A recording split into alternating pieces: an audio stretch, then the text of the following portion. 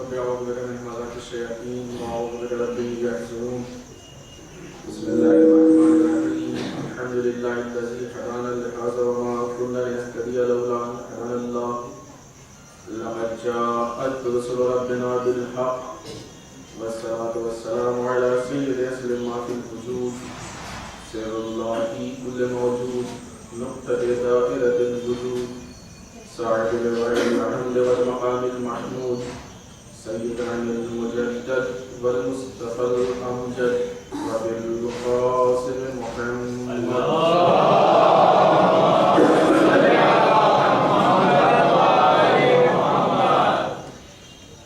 والصلاة والسلام على آله الطيبين الطاهرين المعصومين المظلومين واللعنة الدائمة الباقية على أعدائهم أجمعين من الآن إلى قيام يوم الدين.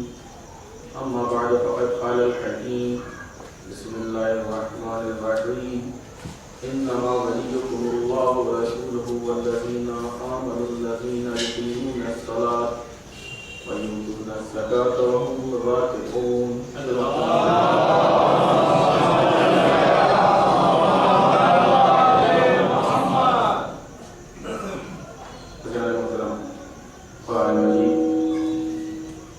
سورہ مائدہ کے 55 نمبر کی آیت شریفہ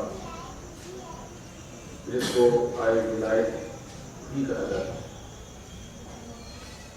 اس میں ارشاد رب العزت ہو رہا ہے کہ بے شک تمہارا خدا ولی ہے اور اس کا رسول تمہارا ولی ہے اور وہ لوگ جو صاحبان ایمان ہیں نمازوں کو قائم کرتے ہیں اور حالت رکوع میں زکات دیتے ہیں وہ تمہارے بارے ہیں.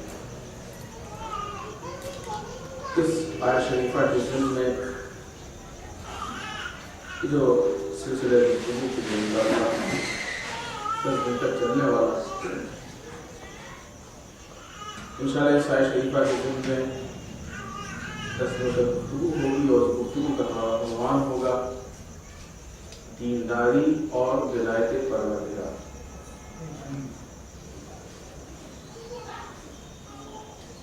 اس 10 دن کی گفتگو میں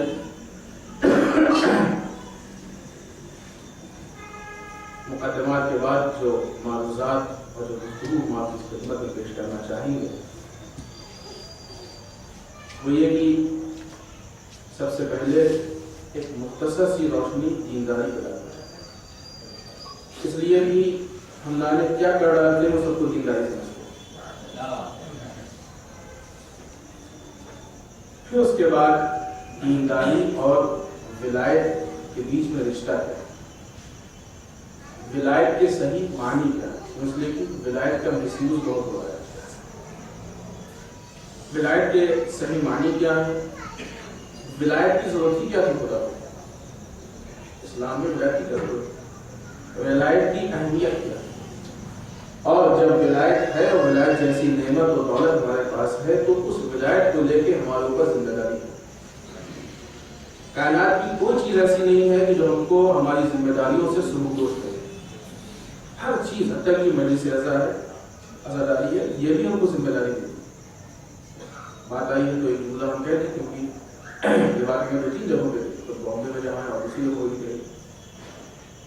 اتنا بڑا بجٹ لگا کے اتنا وقت اتنی محنت زحمت سب کچھ کر کے ہم مجلسوں کو اٹینڈ کرتے ہیں, مجلسوں کو برگزار کرتے ہیں, منعقد کرتے ہیں.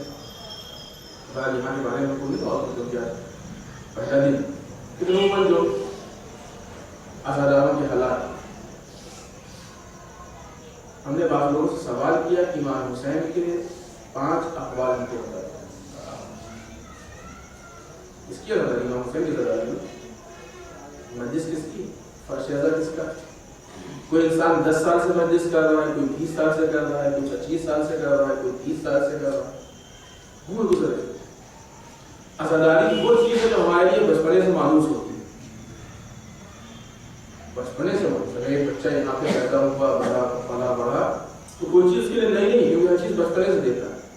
جو باہر سے آئے گا وہ پوچھے گا یہ کیا ہے وہ کیا ہے. ہمارے بچے جب گوشت سنبھالتے ہیں تو ان کا ہاتھ سینے پہ جاتا ہے. اس لیے کہ بچپنے سے عزاداری سے مانی.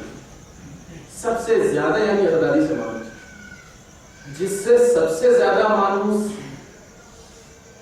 اس کی معلومات کے لیے عالم کہ کسی سے امام حسین کے 5 اقوال نہیں، عربی میں ضرورت نہیں، آپ جب بہت اچھی بات اردو میں سے اپنی زبان سے 5 کی میسج، اور یہ 5 واقعی یعنی 5 پوچھتے ہوئے ہم کو شرمانی چاہیے۔ جو آدمی 10 سال سے اور 20 سال سے عزاداری کر رہا ہے، اس سے صرف 5 میسج پوچھے، ایک مجلس میں کم سے کم ایک میسج تو ملنا چاہیے، اور سال میں کوئی بھی عزادار کم سے کم 50 میسج میں کر ہی دیتا۔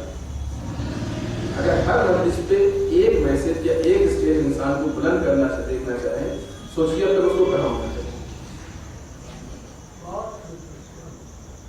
کہاں ہونا چاہیے وہ سوچے، اور کہاں ہے یہ دیکھے۔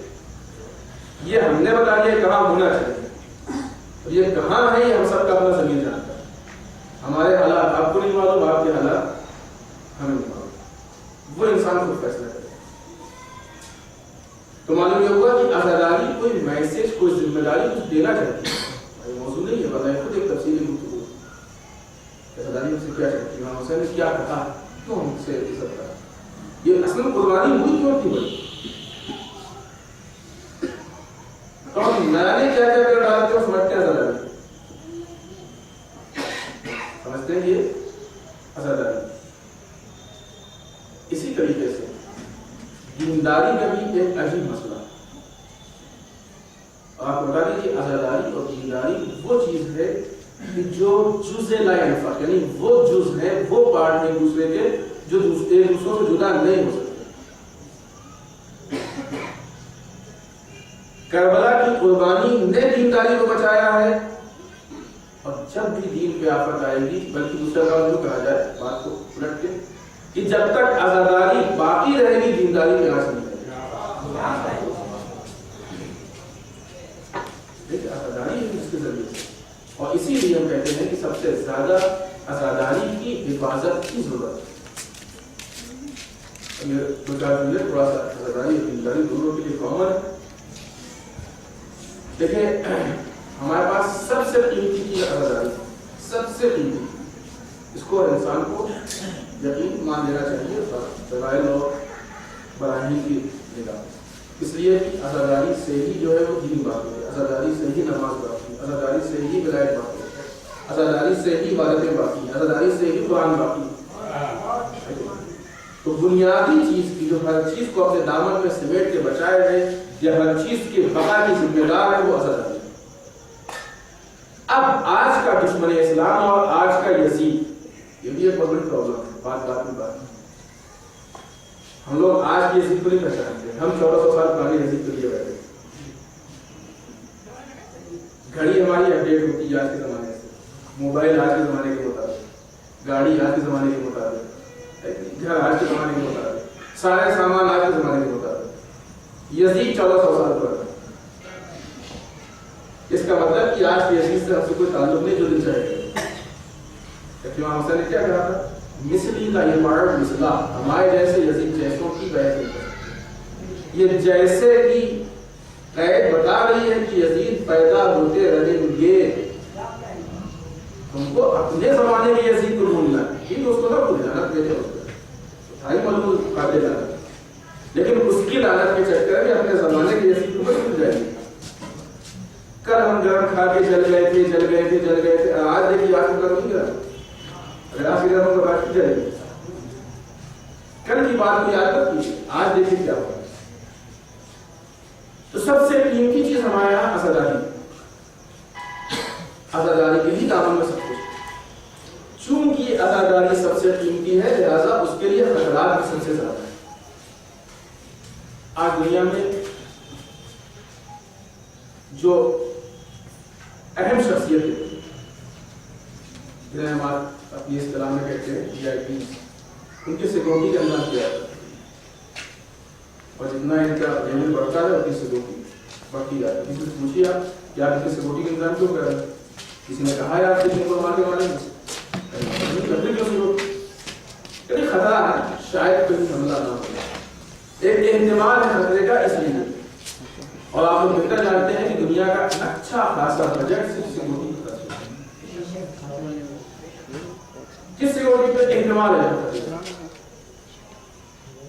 मालूम ये हुआ कि जिस चीज के खतरे का एहतमाल होगा, आपने कर दिया कीमती चीजों का अलमारी में, सेफ में महफूज जगहों में रखते, तिजोरी में रखते, ईटे पर तो यूं पड़े उसको नहीं रखते, लेकिन ज्वेलरी है, पैसे हैं, इनको महफूज जगहों पर रखते हैं। क्यों? सिक्योरिटी। ये घर की सिक्योरिटी से लेके वीआईपी की सिक्योरिटी तक जिस पर अच्छा खासा बजट खर्च होता है, क्यों होती है? एहतमाल के लिए खतरा ना, हमको भी यकीन है कि आज़ादी के लिए खतरा है, हम इसकी हिफाजत क्यों नहीं करते? दीनदारी और आज़ादारी के लिए सबसे ज्यादा खतरा है। इंशाल्लाह आने वाली गुफ्तगू में आपको बताएंगे। आमतौर से हमारे जवानी पूछते हैं कि क्यों भाई इससे क्या पड़ी हुई हमारी दीन से, क्यों हमारे के खिलाफ है पड़ी हुई बात। अभी अगर कह देंगे तो मौका आएगा वक्त इंशाल्लाह, 5-6 दिन के बाद शायद ये बात आए, हम आपको मुकम्मल तफसील समझाएंगे क्यों खतरा है। वाकई दलील है, इल्लत है, दीनदारी की यूं खतरा नहीं, उसकी दलील है। किसी के लिए मुश्किल साज है इसलिए खतरा है। खतरा उसी चीज को होता है जिसकी वजह से दूसरों को मुश्किल होती है, बेज़रर चीजों को खतरा नहीं होता। और हक की तारीफी यही है कि हक हकदारों के लिए मुफीद होता है, बातिल के लिए खतरनाक होता है। अगर इमाम हुसैन कल के यजीद के लिए खतरा थे तो आज हुसैनियत भी आज की यजीदियत के लिए खतरा है। लिहाजा दीनदारी और आज़ादारी तो सबसे बड़ा खतरा है। तो आप क्या समझते हैं कोई शैतान बन के आपके सामने आएगा कि ये आज़ादारी छोड़ दीजिए, मजलिसें बंद कर दीजिए? नहीं, सबको ये मालूम है। कोई अगर आपसे कहने लगे कि मजलिसों को बंद कर दीजिए तो आप मिलकर उसको पीट लेंगे, मार देंगे, बेमौत मार देंगे, लेकिन मजलिसें नहीं छोड़ेंगे। सबको मालूम, इसलिए कि आज़ादारी हमसे नहीं छूट सकती। दुश्मन बहुत चालाक है, वो हमसे आज़ादारी छुड़वाने की बात ही करता है। वो हकीकत आज़ादारी, और यही सेम बात दीनदारी है। हकीकत दीनदारी को हमसे छीनना चाहिए। जो दीनदारी की रूह है, जो आज़ादारी की रूह है, उसको चाहता है निकालना। और जब किसी चीज की रूह निकल जाएगी तो जिस्म रह जाता है, रूह के निकलने के बाद जिस्म को जनाजा कहते हैं। और जनाजे की खासियत है कि उसमें कीड़े पड़ जाते हैं, सड़ने लगता है। इंसान फायदेमंद होता है, जनाजा नुकसानदेह होता है। हम 10 दिन तक यहाँ रहेंगे, जो भी गुजरेगा खिदमत कर सकते हैं, लेकिन अगर अभी हमारी मौत हो जाए तो 10 दिन तक कोई हमको यहाँ नहीं रखेगा। बदबू होगी, जिस्म सड़ेगा, कीड़े पड़ेंगे, वो सब के नुकसानदेह। तो जिंदा इंसान फायदेमंद होता है, मुर्दा इंसान नुकसान। इसी तरीके से हर चीज जिंदा होती है तो फायदेमंद होती है, जब मर जाती है तो नुकसान होता है। अब आइए आपको मिसाल दें। एक सवाल है मोहम्मद वाले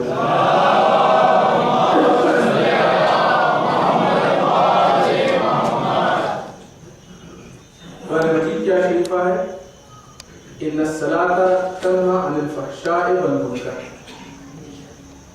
नमाज हमको फहशा और मुनकर से बचाती है, बुराइयों से बचाती है। क्या हमारे मिसाल आपकी बात पेश कर रहे हैं ताकि हम बताएं आपको कि दीनदारी और आज़ादी पे कैसे खतरा है। नमाज हमको बुराइयों से बचाती है। अब आप अपनी प्रैक्टिकली लाइफ में देखिए कि कितने लोग जाते हैं मस्जिदों में, नमाज पढ़ते हैं, और जब उनकी नमाज खत्म हुई फौरन मसलन मिसाल पर उन्होंने जीवा शुरू कर दिया। एक लड़के को देखा बहुत तेज नमाज पढ़ा, क्या होगा, कहीं वो शो का टाइम हो रहा है, जल्दी से पढ़ने ताकि जाके दो। नमाज नहीं छूटी, खुदा भी खुश, शैतान भी खुश। नमाजी तेज इसलिए पढ़ रहा है कि उसके बाद जाके फिल्म देखनी। नमाज खत्म हुई, किसी ने म्यूजिक शुरू कर दिया, गाने शुरू कर दिया, बस सारी म्यूजिक खराब है, लेकिन हराम नहीं। इस तरह के इत्तेफाकात समाज और माशरे में होते हैं, और नहीं मालूम आपके नागपुर में होते हैं कि नहीं होते हैं, लेकिन होते हैं। नमाज जो कुरान की आयत कि नमाज बुराइयों से बचाती है, सिर्फ नागपुर के लिए नहीं, पूरी दुनिया के लिए। तो अगर नमाज हमको बुराइयों से बचाती है तो जहां जहां भी जो मुसलमान नमाज पढ़े, नमाज के बाद उसको बुराइयों से महफूज हो जाना चाहिए, बच जाना चाहिए। एक इंसान नमाज पढ़ते ही गुनाह शुरू कर देता है, सोचता है कितनी देर तक नमाज का असर नहीं चला। ये नहीं कह सकते कि नमाज की असर नहीं, क्योंकि कुरान की है रवायत होती थी, कम से कम रावी की बहस होती, रावी मुतबर के किताब मुतबर के। कुरान के मसले में तो मुसलमान सवाल कर नहीं सकते, कुरान मुतबर के کہہ سکتا ہے مسلمان؟ قرآن کی آیت کہتی کہ نماز انسان کو فحشاء و منکر سے بچاتی ہے۔ اب اگر نماز پڑھی تو جب تک نماز کا اثر ہو تب تک ان کو برائیوں سے محفوظ رہنا چاہیے، لیکن اگر انسان نماز پڑھتے ہی گناہ میں ملوث ہو جائے تو اس کے لیے کیا کہیں گے؟ کیا قرآن کی آیت بتاتے نعوذ باللہ؟ نہیں، قرآن کی آیت صحیح، پھر یہ کیوں گنہگار ہو گیا؟ کیونکہ قرآن کی آیت یہ کہہ رہی ہے کہ نماز کا اثر یہ ہے کہ فوراً جو ہے انسان برائیوں سے محفوظ ہو جائے۔ ایک سوئچ بھی ہم آن کرتے ہیں تو سوئچ کا اثر یہ کہ لائٹ جلنی چاہیے، لائٹ نہیں جل رہی ہے اس کا مطلب کہ کچھ بیچ میں ڈسکنیکٹ ہے۔ اگر سارے کنیکشن صحیح ہوتے تو لائٹ جلتی۔ نماز کا اثر نہیں ہے اس کا مطلب کہ خدا اور بندے کے بیچ کا رابطہ ڈسکنیکٹ۔ اگر یہ رابطہ بن گیا ہوتا تو نماز نے اپنا اثر دکھا دیا ہوتا۔ اب اس کو کیا کہیے گا؟ قرآن یہ کہتا ہے کہ نماز وہ ہے کہ جو ہم کو فحشاء و منکر سے بچائے، برائیوں سے بچائے۔ جو برائیوں سے نہیں بچا رہی وہ کیا؟ اس کا بھی کوئی نام دینا چاہیے۔ جو چیز برائیوں سے بچا لے وہ نماز، جو نہ بچا پائے وہ شکل نماز ہے۔ نماز میں شکل نماز، کم سے کم قرآن کی اس آیت کے ذریعے معلوم یہ ہوا کہ عبادتوں کی دو چیز طرح کی عبادتیں ہوتی ہیں، ایک اس کی شکل ہوتی ہے، ایک حقیقت ہوتی ہے۔ مثلا حقیقت نماز ہم کو برائیوں سے بچاتی ہے، شکل نماز دیکھنے میں نماز جیسی لگتی ہے لیکن برائی سے نہیں بچا پاتی۔ اسی طریقے سے دینداری ہے، اسی طریقے سے عزاداری ہے۔ ایک حقیقت ہوتی ہے، ایک شکل ہوتی ہے۔ حقیقت دینداری انسان کو بہبود کے راستے لگا دیتی ہے، شکل دینداری انسان کو مشغول کرتی ہے لیکن پہنچاتی نہیں۔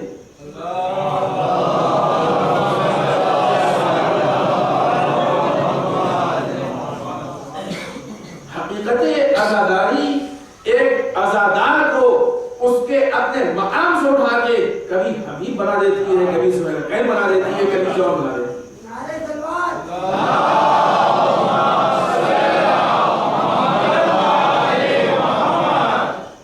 اور اگر 1400 سال کی عزاداری کے بعد ہم میں سے کوئی حبیب نہ بن سکے، کوئی سہیل نہ بن سکے، کوئی جون نہ بن سکے تو سمجھ لیجیے گا کہ حقیقت عزاداری نہیں ہے، شکل عزاداری۔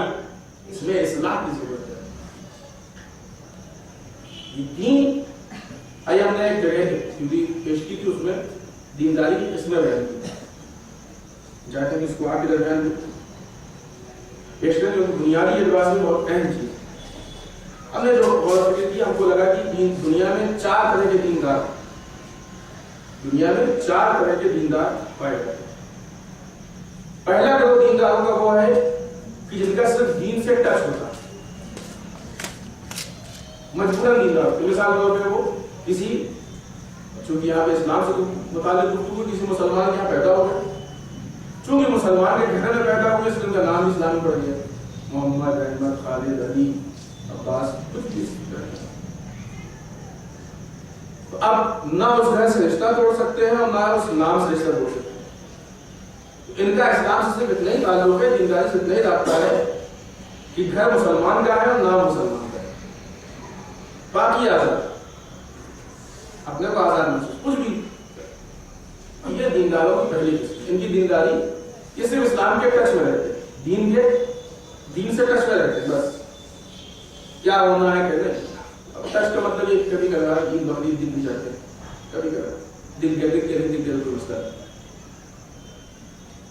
دوسری قسم دینداروں کی ہوتی ہے یہ ادواری دیندار، جن کو دورہ پڑتا ہے دیندار، سیزن، اس طرح ہر چیز کا سیزن ہوتا ہے، ویسے ان کی دینداری کا سیزن ہوتا ہے۔ آپ دیکھتے ہوں گے نہیں معلوم پھر ہم وہی کہیں گے ناکو کے کیا نہیں ہوتا، لیکن عام طور سے امت کا یہی حال۔ بہت سے لوگ ایسے ہیں کہ جو پہلی ماہ کے رمضان کو مسجد دکھائی پڑتے ہیں، 30 تک دکھائی دیں گے یا 29 تک، اور عید کی نماز پڑھ کے پھر ایسا غائب ہوں گے کہ اگلے سال تک کے لیے پھر رہے۔ عام طور سے مشکلات یہ پیدا کرتے ہیں، یہ ایک مہینے کا جذبہ لے کے آتے ہیں، یہ ایسے کیوں نہیں ہے، وہ ایسے کیوں ہے، یہ یہاں کیوں ہے، وہ وہاں کیوں ہے، ایسا کیوں نہیں ہوا، ویسا ہم سے بتا رہے ہوتے، جب آپ ایک دن کس سے بتائیں۔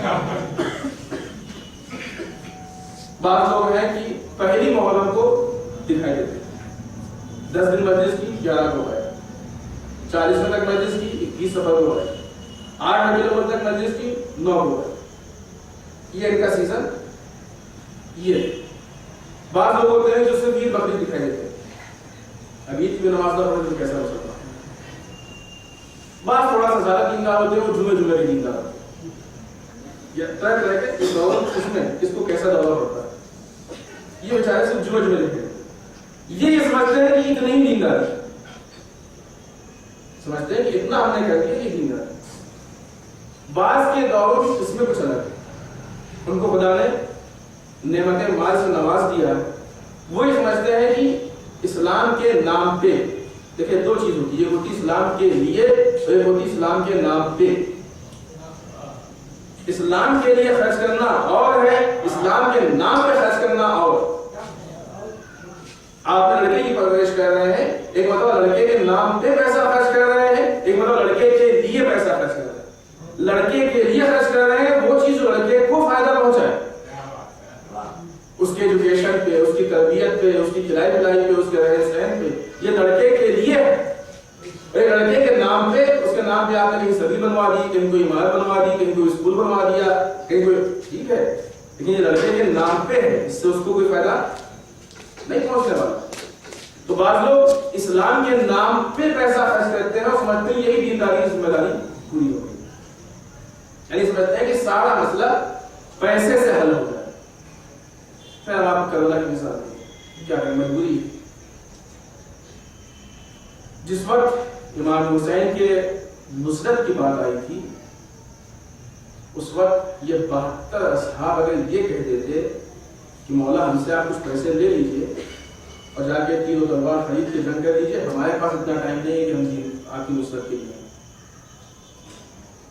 तो आप बताइए क्या होता। उनके लिए नाउज़ुबिल्लाह कह रहे हैं, हम करें तो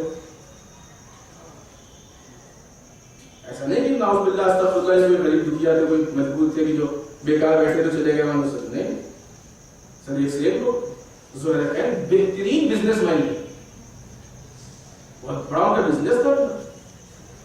हज के सफर से लौट रहे थे, कह सकते थे मौला कि हज के सफर में थे, लेकिन बिजनेस हमारे क्या हुआ क्या नहीं हुआ, 25 डील करनी है, मीटिंग करनी है, ये करना है वो करना है, अब आप चलिए हम थोड़ा सा देख कर, लेकिन नहीं, हर इमाम से मुलाकात हुई, एक प्रोग्राम बिजनेस को रखते।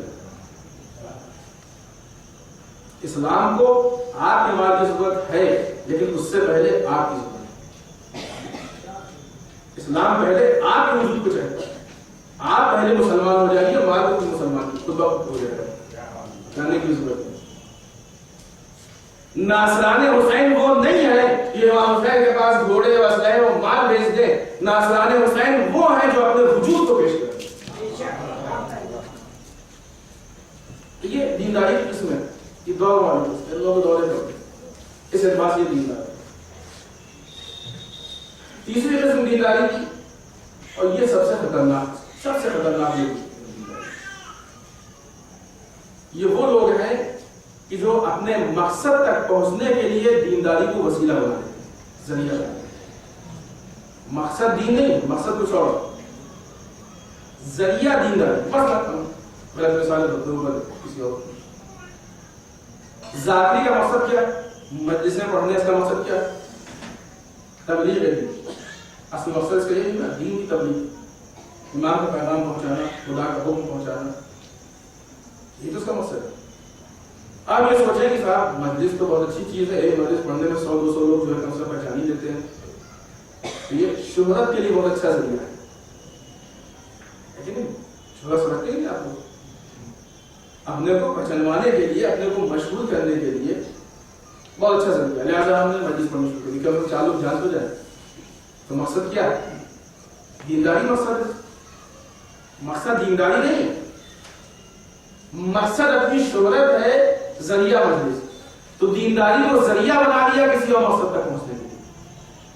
मकसद बातिल, मकसद गलत, मकसद बुरा। नमाज पढ़ रहे ताकि लोग नमाजी के, लोग दीनदार है।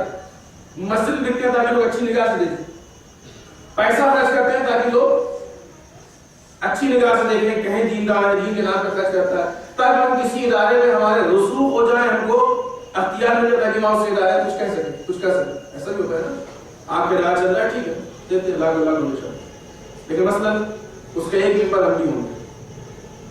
اگر آپ کو ڈونیشن دینا ہے تو اس کو ممبر نہیں کر سکتے, بغیر ممبر نے ڈونیشن دے دیتے. ہم اتنا لیتے ہیں ایک ممبر ہم یہ چاہتے ہیں ایسے سے ایسے ہو جائے. مقصد کچھ اور ہے, ذریعہ دینداری.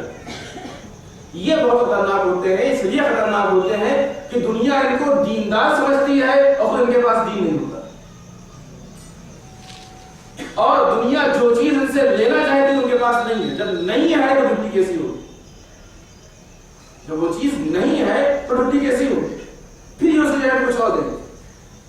نتیجہ یہ ہوگا کہ جس اسٹیج سے دین ملنا چاہیے وہاں سے بے دینی ملتے نہیں. اور آج چونکہ اس راستے پہ بہت زیادہ لوگ آ گئے ہیں, لہذا اس کی بنیاد پہ اسلام بھی بدل گیا ہے, دینداری بھی بدل گئی ہے, آزاداری بھی بدل گئی. ہم یہ نہیں کہتے کہ ہر کس اس پہ آنے والا اس کی نیت محدود ہے, نہیں. چاہے غلطی سے ہو جان بوجھ کے, کوئی انسان چاقو آپ کی آنکھ میں چاہے جان بوجھ کے ڈال دے, چاہے غلطی سے کرتا ہے, پھوٹنی والا لا ہے, نقصان وہ ہونا. منبر رسول اتنا آسان نہیں ہے کہ ہر انسان آ کے اس پہ دین بانٹنے لگے. مثلا اس کی ایک مثال ہے, ہر انسان منبر پہ آ کے دین لینے لگا, جس کے پاس خود دین نہیں بیچارہ کہاں سے دے. اچھا ہمارا بھی عجیب ہی مسئلہ ہے, دنیا کی ساری چیزوں میں ہم بہت محتاط ہوتے ہیں. ایک بخار بھی آئے گا تو انسان اس کا علاج کرنے کے ڈاکٹر کے پاس ہی جائے گا. کبھی دیکھا ہے کہ ہسٹری کے پروفیسر کے پاس ہے کہ ہمارا بہت تیز بخار کی دوا بتائیے, تو گیا کسی انجینئر کے پاس, ہمارا بہت بخار ہے بتائیے کوئی دوا اس کو پیدا کرتا. کیوں؟ اس لیے کہ اس کے پاس میڈیکل سائنس کا علم ہی نہیں ہے. ایک بخار کی چھوٹی سی دوا لینی ہوگی انسان ڈاکٹر کے پاس جائے. عجیب بات ہے, دین کے بڑے بڑے مسائل ان سے حل کرائے جاتے ہیں ان کے پاس علم ہی نہیں. اگر دوا ڈاکٹر کے علاوہ کوئی اور نہیں دے سکتا ہے تو دین بھی عالم دین کے علاوہ کوئی اور نہیں دے سکتا. اب سوچئے کہ جو انسان اپنی دینداری ایک نان عالم سے لے گا, ایک عام شخص سے لے گا, وہ آپ کو اس میں فرق کیا ہے؟ یہ شاید آپ سے 2 لفظ زیادہ جانتا ہے, یا سکتا ہے اس نے جانتا ہو, اس کے پاس وہ بولنے کا فرق جتنا ہے اس کو بول دیتا ہے, ظاہر کر دیتا ہے. جو ایک انسان کسی ایسی شخص سے جس کے پاس علم نہ ہو, جب اس سے دینداری لے گا تو سوچے دینداری کیا ہے, کیسا ہی دیندار ہوگا. فقیر سے کوئی بھیک مانگے تو اس کو بھیک ملے گی, بھیک فقیر سے نہیں ملتی. یہ تیسری قسم. چوتھی قسم دینداری کی, یہ وہ بچارے جو پکے اور سچے دیندار, ان کا مقصد اللہ خدا رضا پروردگار بس. ان صلاتی و نسکی و محیای و مماتی للہ رب العالمین. بے شک ہماری نماز, ہماری قربانیاں, ہماری زندگی, ہماری موت سب اللہ کے لیے. زندہ ہے تو وہ بھی اللہ کے لیے, مریں گے تو وہ بھی اللہ کے لیے, سب کچھ اللہ کے لیے. پھر یہ نہیں دیکھتے ہیں کہ کس میں ہمارا فائدہ, کس میں نقصان, کس میں کیا نہیں. خدا ہم سے کیا چاہتا ہے؟ خدا جان چاہتا ہے, جان دیں گے. خدا مال چاہتا ہے, مال دیں گے. خدا اولاد چاہتا ہے, اولاد دیں گے. خدا مکان چاہتا ہے, مکان دیں گے. خدا سب کچھ چاہتا ہے, سب کچھ دیں گے. ان کا مقصد اطاعت پروردگار, رضا پروردگار. رضوان من اللہ اکبر, اللہ کی ذرا سے رضا کائنات کی سب سے بڑی چیز. اب اگر یہ خدا کو راضی کر لے جائے, آپ دیکھیے زیادہ محترم میدان کربلا میں جان دینے والے اس وقت ظاہر سب کچھ کھو چکے ہیں. ایک وقت کی روٹی بھی نہیں تھی, 3 گھنٹے بھوکے پیاسے تھے, ظاہر سب کچھ کھو دیا. لیکن یہ سب کچھ کھونے کے بعد جب انہوں نے اپنی جان کو نچھاور کر دیا, قربان کر دیا, تو آج دنیا کے سلاطین سے بڑے ہیں, ان کے بادشاہت ان کی سب سے بڑی.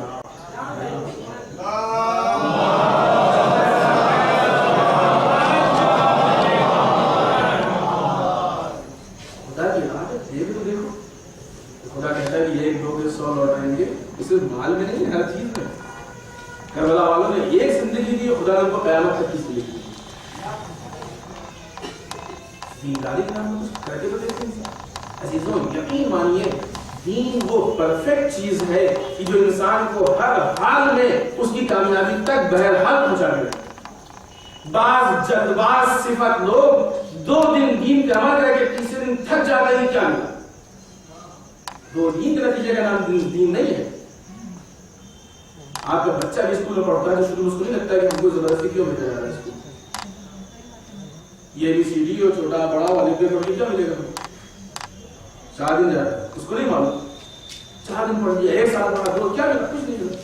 ایک سرٹیفکیٹ کے علاوہ کیا جس سے کا چین نہیں کرنا سکتی. تھک جاتا ہے. لیکن آپ چونکہ اس کے مستقبل کو دیکھ رہے ہیں لہٰذا آپ کو یقین ہے کہ یہ بات آج نہیں کل کی نہیں ہے. 10 سال 15 سال 20 سال بعد رنگ لائے گی. یہ چھوٹے چھوٹے اسکولوں کے لیے 20 سال آپ کو انتظار کرنا پڑ سکتا ہے تو باہر پروردگار کے لیے پوری زندگی انتظار کرنے کا.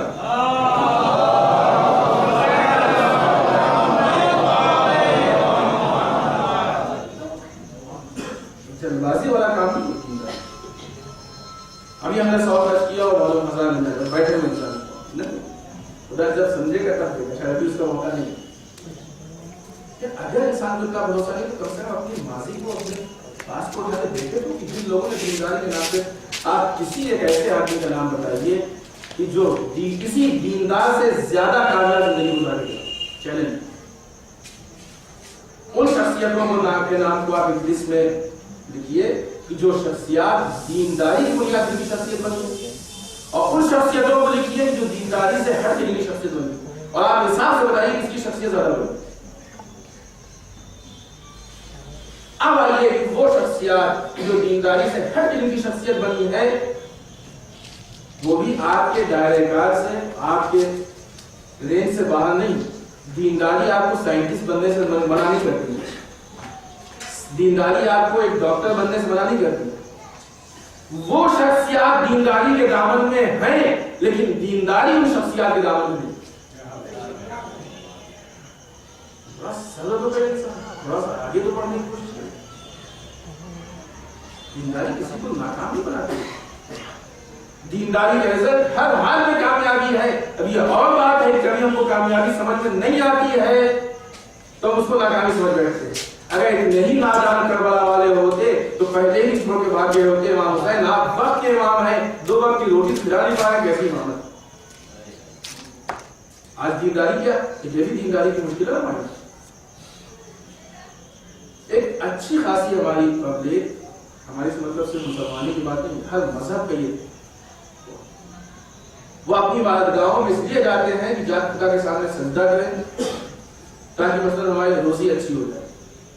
جا کے خدا سے مانگے, امام باڑوں میں مانگے تاکہ ہمارے رزق میں اضافہ ہو جائے. جا کے امام حسین سے مانگے تاکہ مثلا 2 کی 4 روٹی مل جائے, دال روٹی کے لیے. آج گاڑی نہیں کل گاڑی ہو جائے, گاڑی تو اچھا ماڈل ہو جائے. آج مکان نہیں تو مکان ہو جائے, مکان ہے تو بنگلہ ہو جائے. ٹھیک ہے مانگیے خدا سے, منع نہیں کرتے نہ مانگیے. لیکن خدا اور یہ اہل بیت صرف ان کاموں کے لیے نہیں, ان کا مقصد یہ نہیں ہے. اس کو دوسرے الفاظ میں ہم کہیں تو دینداری کی مشکل انسان کی 2 ٹائم کی روٹی نہیں.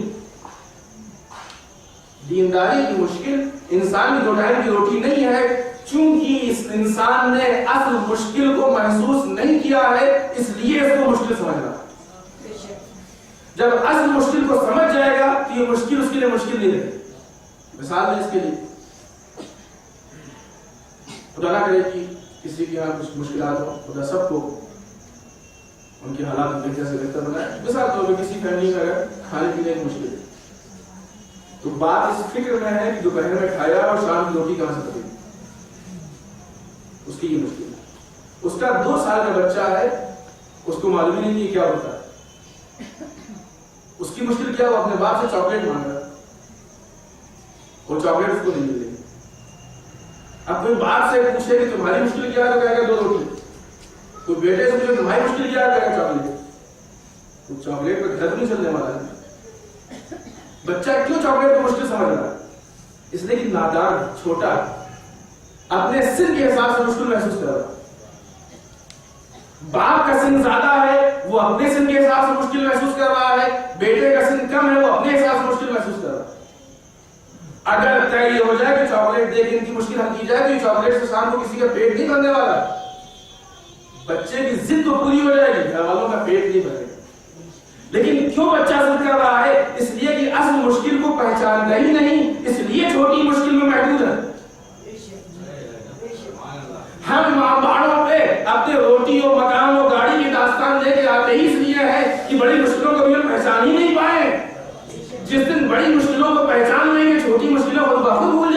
آپ بتائیے میدان کربلا کہ کسی بچے نے کہا ہو کہ ہمارے پاس پانی نہیں ہے؟ وہ پہچانتے تھے کہ ہماری مشکل، ہمارا بھوکا رہنا مشکل نہیں ہے، پیاسا رہنا مشکل نہیں ہے، بدن کا چھوڑ دینا مشکل نہیں ہے، مال و اسباب کا چھوڑ دینا مشکل نہیں ہے، دین کی عزت ہماری مشکل ہے، دین کی بقا ہماری مشکل ہے۔ اور مقصد جتنا اہم ہوتا ہے قربانی اتنی بڑی ہوتی ہے۔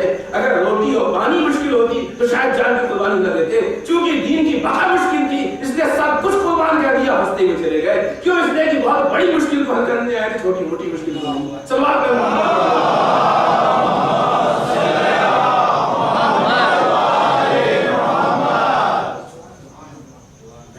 ہمارے والوں کے لیے ایک ٹاپک ہے، آپ اس پہ محنت کریں کہ دینداری کی مشکلات کیا ہے، دین کی مشکلات۔ اور یقین مانیے جو مشکلات کل تھیں وہ آج بھی مشکلات آج بھی آئے گی انشاءاللہ۔ ہمارے اس میں سے ہمارے گفتگو میں کہنے لگے مشکلات محفوظ ہیں۔ دینداری اس کا نام نہیں ہے، ہم لوگ کسی کو دینداری سمجھتے ہیں۔ مسجد میں جا کے خدا سے اپنے ذاتی مفاد کے لیے مانگ لیا دینداری۔ کیسی دینداری؟ آپ اپنے مسئلے کو کرنے گئے، کہاں سے دینداری ہوگی؟ آپ خدا سے اپنے معاملے کو کرنے گئے، اپنے ذاتی پرسنل مسئلے کو کرنے گئے، پرسنل ذاتی آپ اپنی پرابلم لے کے گئے، کہاں سے دینداری ہوگی؟ کس نے کہا دینداری؟ یہ دینداری کی بنیاد پہ ہے، دینداری نہیں۔ ابھی کے بعض اوقات ایسا ہوتا ہے کہ امتحان کے زمانے میں مسجدوں میں اسٹوڈنٹس زیادہ دکھتے ہیں، یہاں آنے کے لیے نہیں ہوا۔ بعض لوگوں نے درگاہوں میں دیکھا ہے کہ پورے میں روزنامہ لکھے ہوئے ہوتے ہیں، میرے والوں ایمان جا کے اس کاپی کو نکلوا کے جو انہوں نے نہیں لکھا ہے وہ لکھ دیں گے، یا مثلاً 80 کو 90 کر دیں گے۔ کس امید سے لکھتے ہیں نہیں وہ؟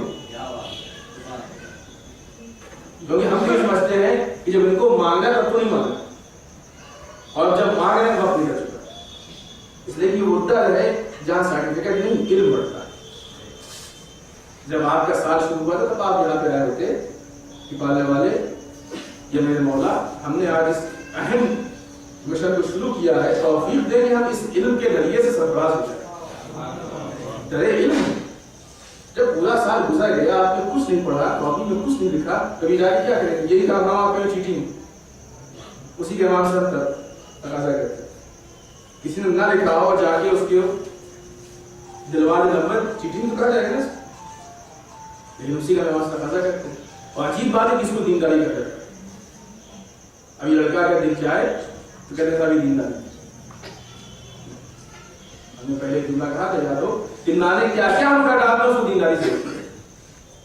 کہاں سے دینداری؟ ان میں سے کوئی دینداری نہیں۔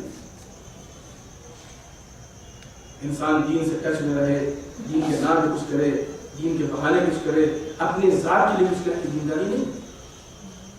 دینداری وہ ہے کہ جس میں انسان دین کے لیے کچھ کرے، جس میں انسان خدا کے لیے کچھ کرے۔ ابراہیم کے طریقے سے مسکرا کے عرش نمرود میں کود جا، یہ دینداری۔ تیر و تلوار کے سامنے اپنے آپ کو پیش کر دے، یہ دینداری۔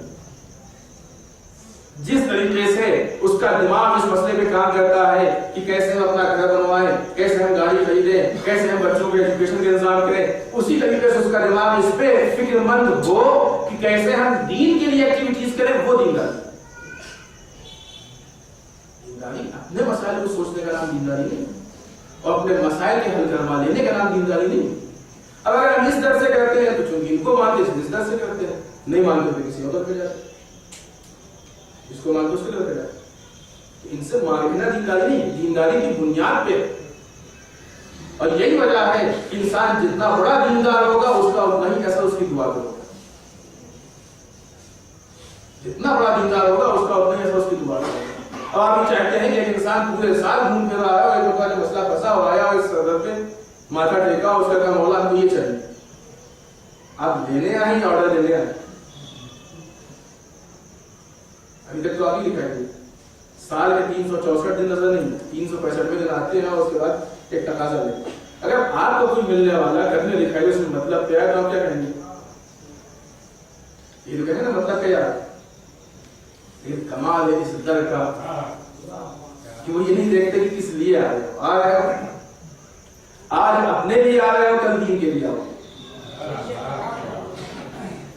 کبھی دروازہ بند نہیں ہوتا ہے، ہمیشہ دروازہ کھلا رہتا ہے. آؤ تو صحیح، آج اپنے لیے آ رہے ہو، کل دین کے لیے آؤ گے. تمہارا آنا ہی اہم ہے، تم آتے رہو گے تو سدھر جاؤ گے، نہیں آؤ گے اتنا بھی سدھر.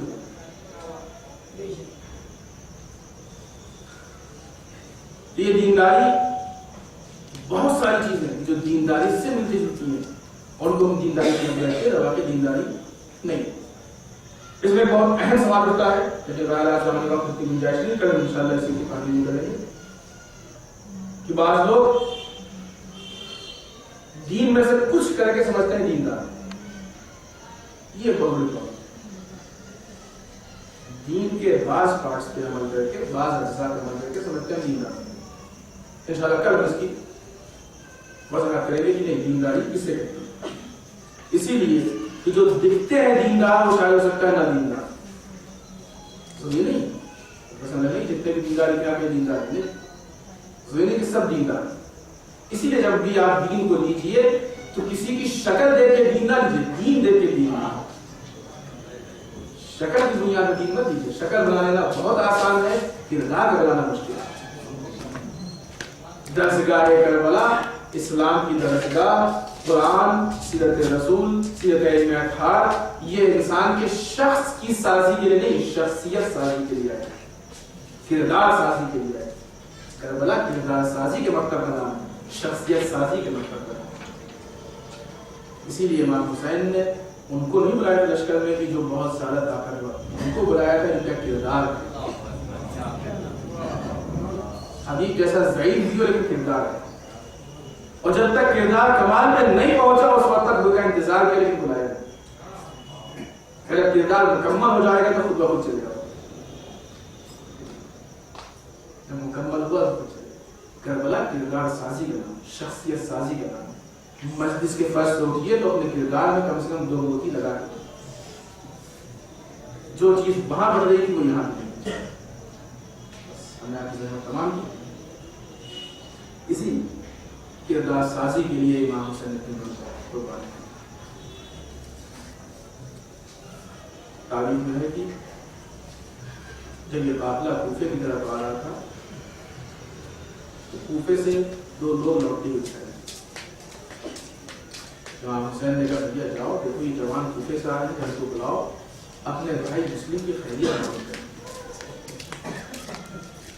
ان جوانوں کو بلایا گیا، امام حسین کے پاس آئے، پوچھا کوفے سے آ کر کوفے سے آئے تو کوفے میں ہمارا بھائی مسلم نے جل گیا ہے، مسلم کے حالات بیان کرو. ایک مرتبہ انہوں نے کہا کہ مولا تنہائی کے لیے ہو جائے گا، نہیں تو ہمارے اتنے سب کے سامنے بیان کرو. عزیزوں آپ کو معلوم ہے عجیب دردناک خبر ملی کہ امام حسین سن کے طلب گئے کہ ہمارے بھائی کو کوفے میں اتنے دردناک انداز میں شہید کر دیا گیا. عجیب جملہ کا مولا جب ہم کوفے سے چلے ہیں تو مسلم کے پیروں میں رسی بندھی تھی تو کوفے کی گلیوں میں چلا جاتا. امام حسین نے جناب مسلم کے مسائل نہیں پڑھ لیں، ایک بچی کے چند جملے سے اس بچی کے لیے مقدمہ بنا. امام حسین نے قافلے سے ایک بچی کو بلایا جو یتیمہ مسلم تھی، اپنی آغوش میں بٹھائے، سر پہ دست شفقت پھیرا، کانوں میں گوشوارے پہنائے. کچھ کہا نہیں مجھے.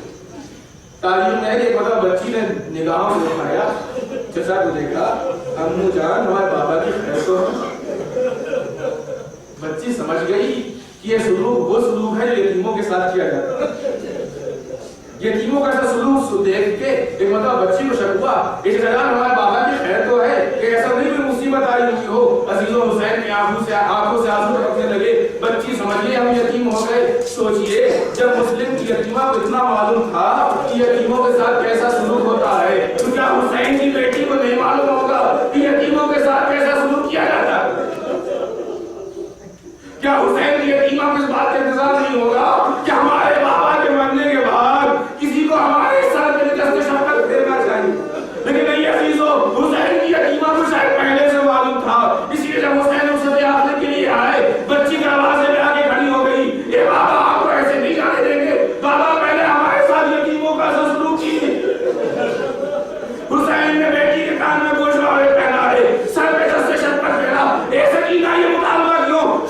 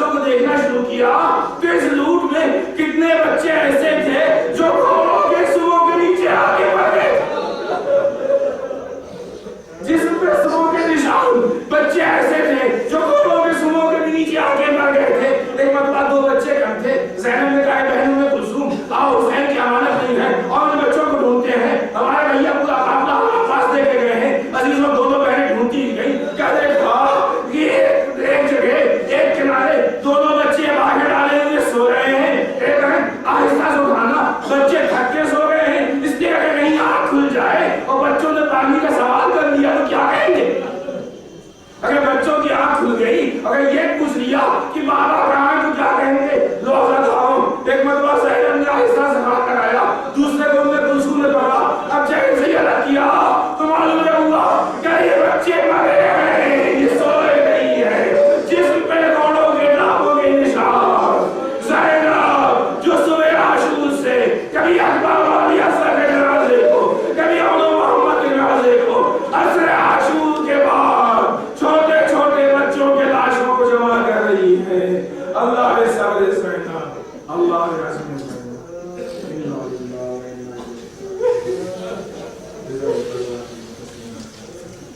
الہی بیت الزہرا وعلیہا وبعلہا وبنیہا. قال علماء اسم مقدس یسار قبول فرمائے. قال علماء اسم الصالحات توفیق نہ. قال علماء قلبیہ سے محفوظ ہے. قال علماء گناہوں کو بخش دے. قال علماء مرحومین کو بخش دے. علماء اسلام و مسلمین کی حفاظت فرما. قال علماء اسلام کو نصب نابود کر دے. قال علماء ایمان شفاء کامل و عاجل عنایت. قائلان پریشان حال کی پریشانی کو دور فرما. قائلان علماء کا سایہ ہمارے سروں کے باقی ہے. قائلان علماء راجل کو طول عمر عنایت فرما. قائلان مال کے ظہور میں تاجیل فرما. عمل کے اعمال میں انسان میں شریک ہونے کی توفیق عنایت فرما. ربنا تقبل منا انک انت السمیع